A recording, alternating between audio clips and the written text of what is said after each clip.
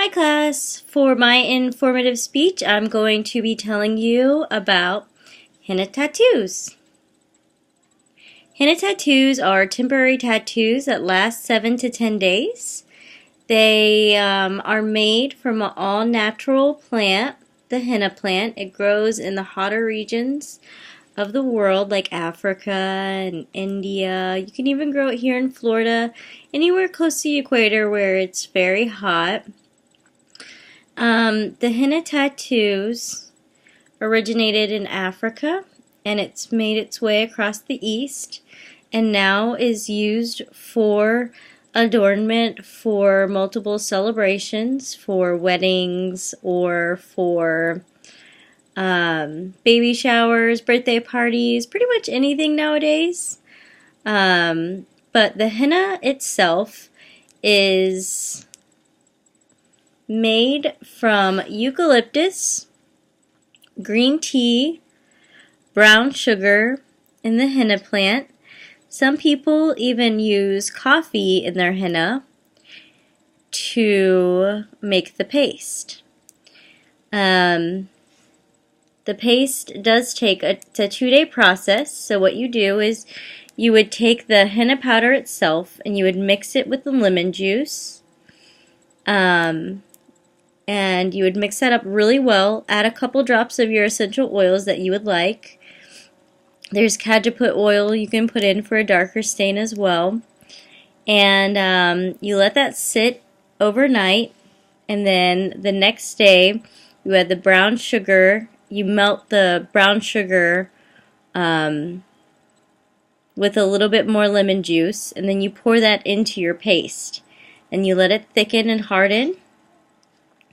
The way that the henna is applied is in a cone like this. So as you can see, it's just a piece of cellophane that they twist into a very fine point. You have to make sure your point is very, very thin. And that is actually what I would cut, like so, the very tippy top off of. And for storage for the henna cones, you'd like to freeze them and keep them in your freezer so they don't go bad, because they will sour. And this one I just pulled out of the freezer, so it is very cold. So what's very interesting, speaking of cold, about the henna is it actually cools down the body temperature. Originally, when it was found in Africa, they would just take the henna itself and smear it all over their bottoms of their hands and the bottom of their feet to cool down their body temperature, because once the henna goes into your bloodstream, it cools down your whole body temperature, which is very interesting. So they took it from that to the decorations that it is today, as you can see. So, how to actually do henna. So, what you do is you have to basically support one hand. So normally if I were to do henna on a person, I would take this hand, my left hand, to support my right hand and draw on the person, like so.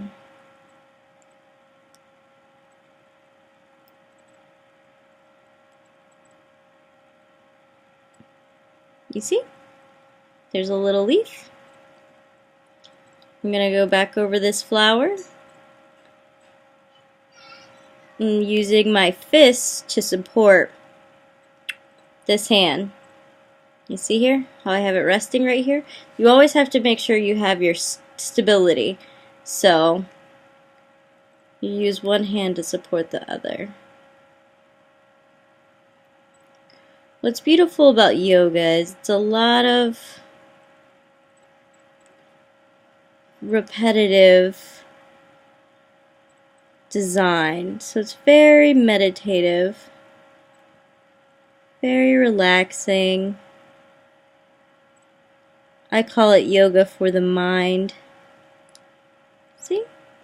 I just did the outline of the flower.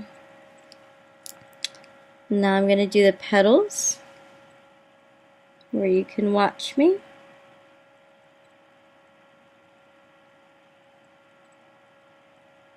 So while doing henna, you have to consciously remember how you're going to be placing your hand and where you're going to place your hand so you don't actually put your hand in the spot where you have already drawn henna.